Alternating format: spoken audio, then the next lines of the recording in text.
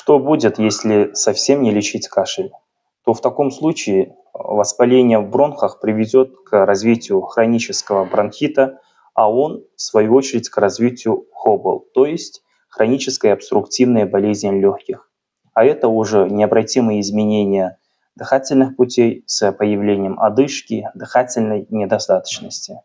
Я врач-терапевт Абделкасимов Айзахун, принимаю больных в Центре лучевой диагностики ЮРФА.